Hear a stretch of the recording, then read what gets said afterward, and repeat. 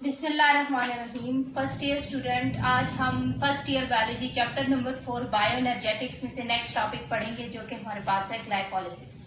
Glycolysis आपको पता है कि it is the step of cellular respiration.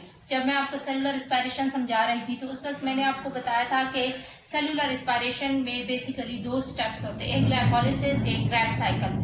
तो आज हम पढ़ेंगे ग्लाइकोलिसिस के बारे में। सो ग्लाइकोलिसिस जो है, it is also called EMP pathway.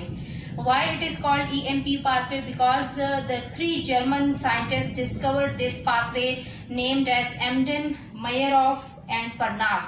That's why this pathway is also called EMP pathway. अब ग्लाइकोलिसिस को डिफाइन करते हैं। ग्लाइकोलिसिस क्या है? It is the process in which the glucose और similar hexose sugars are converted or broken down to two pyruvate molecules by many enzymatic reactions, releasing energy in the form of ATP and produced NADH as a reduced coenzyme। ठीक है। सो glycolysis एक ऐसा pathway है जिसमें glucose की breakdown होती है या ग्लूकोज से मिलते जुलते बाकी जो हेक्सोज शुगर है यानी 6 कार्बन कंपाउंड्स के शुगर्स हैं वो टूटते हैं और 2 पायरुवेट मॉलिक्यूल्स जो हैं वो बनते हैं। सो इस प्रोसेस में बहुत सारे एंजाइम्स इन्वॉल्व हैं। जब हम इसको प्रोसेस को कंटिन्यू करेंगे, स्टार्ट से फर्स्ट स्टेप से लेके जाएंगे, तो आपको जगह हर स्टेप पर जो है वो डिफरेंट एंजाइम्स जो है वो दिखाई देंगे। सो इसमें अब ये जो हमारे पास पाथवे होता है ग्लाइकोलिसिस, ये सेल में किस जगह पे होता है? It occurs in the cytoplasm. ठीक है, it occurs in the cytoplasm of the cell. अब ग्लाइकोलिसिस की 2 मेन फेजेस है। वैसे तो ये एक कंटिन्यूस प्रोसेस है, लेकिन कन्वीनियंस के लिए इसको 2 फेजेस में डिवाइड किया गया है। So it is completed in 2 phases. First phase is preparatory phase and the second phase is oxidative phase. अब जो 2 फेजेस अभी मैंने आपको बताई हैं, प्रेपरेटरी फेज और ऑक्सीडेटिव फेज, इन फेजेस में हम एक्सप्लेनेटरी फॉर्म में पढ़ेंगे कि किस तरह से ये फेजेस कंप्लीट होती हैं।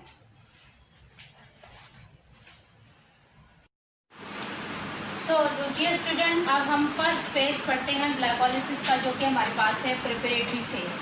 Preparatory phase is also called investment phase because in this phase 2 ATP molecules are used. यानी ये फेज जो है इसमें एनर्जी यूज होती है, इस वजह से इसको प्रिपरेटरी फेज कहते हैं। इस फेज में ग्लूकोज कन्वर्ट होता है G3P या PGL में। यानी G3P क्या है हमारे पास? ग्लाइसर एल्डिहाइड 3 फॉस्फेट, या इसको हम कह सकते हैं फॉस्फोग्लाइसर एल्डिहाइड भी। Preparatory phase consist of total 5 steps, step number 1 to step number 5। Step number 1 जो है उसको हम फॉस्फोराइलेशन कहते हैं, स्टेप नंबर 2 को आइसोमेराइजेशन कहते हैं, step number 3 is again phosphorylation, step number 4 is splitting and step number 5 is again isomerisation. अब दूसरी तरफ आप बोर्ड में साइड पे रिएक्शंस को देखें कि फर्स्ट स्टेप मैंने 1 2 3 4 5 करके स्टेप्स लिखे हुए हैं। इसके साथ जो मैंने रेड बॉक्सेस में लिखा है वो एंजाइम्स हैं। ठीक है, तो अब सबसे पहले हम स्टार्ट करते हैं कि ग्लूकोज कैसे G3P में कन्वर्ट होता है। तो पहले सबसे पहले फर्स्ट वाले स्टेप को आप देखें कि glucose is converted to glucose 6 phosphate. कैसे?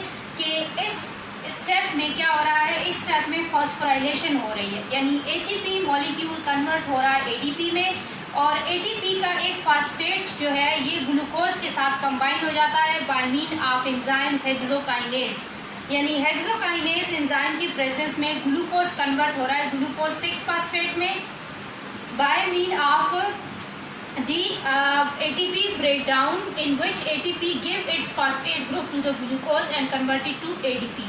So this process is called phosphorylation. अब सेकेंड स्टेप को देखें कि in the second step glucose 6 phosphate is converted to its isomer fructose 6 phosphate. Isomers आपको पता है, आपने केमिस्ट्री में भी पढ़े होंगे। आइसोमर्स ऐसे कंपाउंड्स होते हैं जिनका मॉलिक्यूलर फार्मूला सेम होता है लेकिन स्ट्रक्चरली वो डिफरेंट होते हैं। तो ग्लूकोज 6 फॉस्फेट कन्वर्ट हो रहा है अपने आइसोमर फ्रक्टोज 6 फॉस्फेट में by mean of phosphohexo isomerase enzyme. इसको हम कहते हैं इस स्टेप को आइसोमेराइजेशन, क्योंकि इसमें आइसोमर बन रहा है इसलिए इस स्टेप को आइसोमेराइजेशन कहते हैं। अब थर्ड स्टेप को देखें। थर्ड स्टेप पे आपको अगेन एक ATP ब्रेकडाउन होता हुआ नजर आ रहा है ADP में।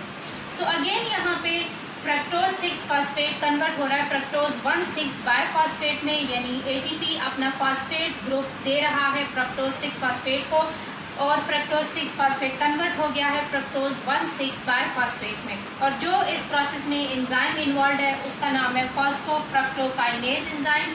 अब आप देखिए कि फ्रक्टोज 6 फास्फेट कन्वर्ट हुआ है फ्रक्टोज 1,6 बायफॉस्फेट में, यानी कार्बन नंबर 1 और कार्बन नंबर 6 पर फास्फेट ग्रुप अटैच हुए हैं। इस वजह से इसके साथ हमने वर्ड लगाया है बायफॉस्फेट, ठीक है। सो फ्रक्टोज 6 फास्फेट किस में कन्वर्ट हो गया, फ्रक्टोज 1,6 बायफॉस्फेट में। Again this step is called phosphorylation, क्योंकि फास्फेट ऐड हुआ है यहाँ पर। अब जो फोर्थ स्टेप है, फोर्थ स्टेप में क्या हो रहा है कि फ्रक्टोज 1,6 बायफॉस्फेट स्प्लिट हो रहा है 2 मॉलिक्यूल्स में। लेकिन आपको पता है कि फ्रक्टोज एक 6 कार्बन कंपाउंड है, तो ये स्प्लिट होकर 3 कार्बन कंपाउंड बनाता है। तो 3 कार्बन कंपाउंड बनता है, एक बनता है ग्लाइसर एल्डिहाइड 3 फास्फेट और एक बनता है dihydroxy acetone 3 phosphate. And this reaction is bring about by the enzyme called aldolase enzyme. अब उसके बाद फिर जो स्टेप नंबर 5 है वो आइसोमराइजेशन है, जिसमें डाइहाइड्रोक्सी एसीटोन फास्फेट अपने आइसोमर ग्लाइसर एल्डिहाइड 3 फास्फेट में अगेन कन्वर्ट हो रहा है by mean of enzyme triose phosphate isomerase, ठीक है। सो इस तरीके से प्रिपरेटरी फेज यहाँ कंप्लीट हो जाता है और हमारे पास आगे ग्लाइसर एल्डिहाइड 3 फास्फेट के 2 मॉलिक्यूल्स हमें मिल जाते हैं और ये 2 मॉलिक्यूल्स आगे जाके ऑक्सीडेटिव फेज में एंटर हो जाते हैं। सो डियर स्टूडेंट, अब हम सेकेंड फेज की बात करते हैं। ग्लाइकोलिसिस के सेकेंड फेज को ऑक्सीडेटिव फेज कहते हैं। It is also called pay off phase because in this phase ATP and NADH are formed, यानी इस फेज में एनर्जी रिच कंपाउंड्स प्रोड्यूस होते हैं। इस वजह से इस फेज को पे ऑफ फेज भी कहते हैं। इसमें जो टोटल स्टेप है वो भी 5 है, जिसमें स्टेप नंबर 6 से स्टेप नंबर 10 तक है, ठीक है। यहाँ मैंने अलग से एंजाइम्स लिखे हैं क्योंकि हमारे पास वहाँ पे जगह कम थी, इस वजह से। अब हम स्टार्ट करते हैं इसको। जो 6 नंबर स्टेप है इसको कहते हैं dehydrogenation and phosphorylation. 6 number step में 2 चीज़ें होती हैं। अगर हम इस स्टेप के नाम को देखें तो एक है डिहाइड्रोजिनेशन और दूसरा हमारे पास इसका नाम है फॉस्फोराइलेशन। इस स्टेप में क्या होता है कि G3P यानी ग्लाइसर एल्डिहाइड 3 फास्फेट अपने हाइड्रोजन को, यानी G3P क्या करता है कि हाइड्रोजन डोनेट करता है which is received by NAD and in this way NAD is converted to NADH and at the same time it receive or it accept the inorganic phosphate and convert it to 1,3-biophosphoglycerate. This whole reaction take place by the enzyme G3P dehydrogenase यानी ग्लाइसर aldehyde 3 phosphate dehydrogenase enzyme की presence में G3P convert हो जाता है 1,3-biophosphoglycerate में। Step number 6 की समझ आई है, मैं दोबारा करवाती हूँ। स्टेप नंबर 6 में G3P यानी ग्लाइसर एल्डिहाइड 3 फास्फेट कन्वर्ट होता है 1,3-biophosphoglycerate में। इसमें 2 चीज़ें होती हैं। नंबर 1 ये है कि G3P डोनेट जो अपना प्रोटॉन है, हाइड्रोजन है, वो डोनेट करता है and that is received by NAD to form NADH, ठीक है। और दूसरे स्टेप में और इसी स्टेप में नेक्स्ट आगे क्या होता है कि 2P मैंने लिखा है। 2P का मतलब है कि ये G3P 2 इनऑर्गेनिक फॉस्फेट यहाँ से रिसीव करता है, एक्सेप्ट करता है और कन्वर्ट हो जाता है 1,3-biophosphoglycerate में। यानी अब इसके पास 2 फॉस्फेट है, एक फॉस्फेट ग्रुप कार्बन नंबर 1 पर अटैच है और एक फॉस्फेट ग्रुप कार्बन नंबर 3 पर अटैच है। अब नेक्स्ट स्टेप की बात करते हैं, स्टेप नंबर 7 की। Step number 7 is called formation of ATP। आपको रिएक्शन में नजर आ रहा है कि ATP बन रहा है। इस केस में क्या होता है कि 1,3-biophosphoglycerate अपना फॉस्फेट, एक फॉस्फेट रिलीज कर देता है that is taken up by the ADP and in this way ADP is converted to ATP and 1,3-biophosphoglycerate convert हो जाता है 3-phosphoglycerate में। स्टेप नंबर 7 में दोबारा करा रही हूँ।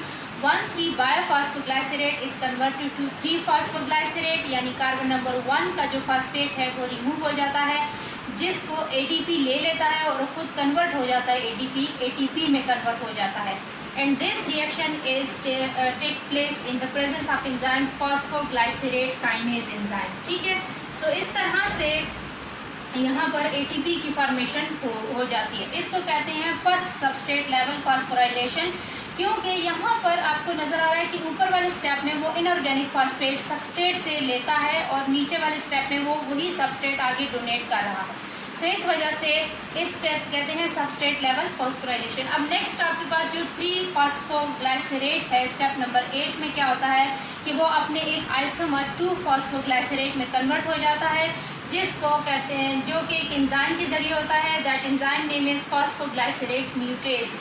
इसमें सिंपल ये होता है आइसोमर में कि 3 फॉस्फोग्लाइसरेट जब 2 फॉस्फोग्लाइसरेट में कन्वर्ट होता है तो बस इसमें फॉस्फेट ग्रुप की पोजीशन कार्बन नंबर 3 से कार्बन नंबर 2 पे हो जाती है। अब जो नेक्स्ट स्टेप है हमारे पास 9th step number 9 is dehydration. Dehydration का मतलब है कि वाटर मॉलिक्यूल रिमूव हुआ है। सो जब 2 फॉस्फोग्लाइसरेट में से वाटर मॉलिक्यूल यानी H2O रिमूव होता है तो it is converted to phosphoenol pyruvate and this step is carried out by the enzyme enolase। उसके बाद जब फॉस्फिनोल पायरुवेट बन जाता है तो नेक्स्ट लास्ट स्टेप में क्या होता है, phosphoenol pyruvate is converted to pyruvate.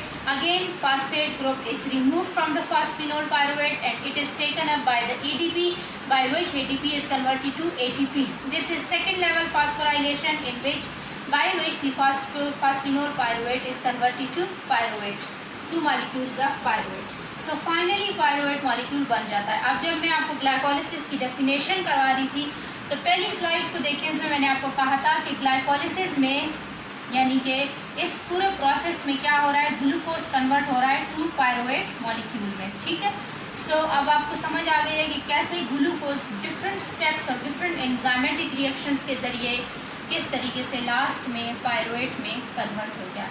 ये जो साथ साथ मैंने 2 लिखा हुआ है इसका मतलब है कि ये आगे दो मॉलिक्यूल्स करके जा रही, G3P के 2 मॉलिक्यूल है, आगे 1,3-5-फॉस्फोग्लाइसरेट की भी 2 मॉलिक्यूल्स हैं। इस तरीके से ये सारे आगे एंड पर 2 पायरुवेट मॉलिक्यूल्स बन जाते हैं।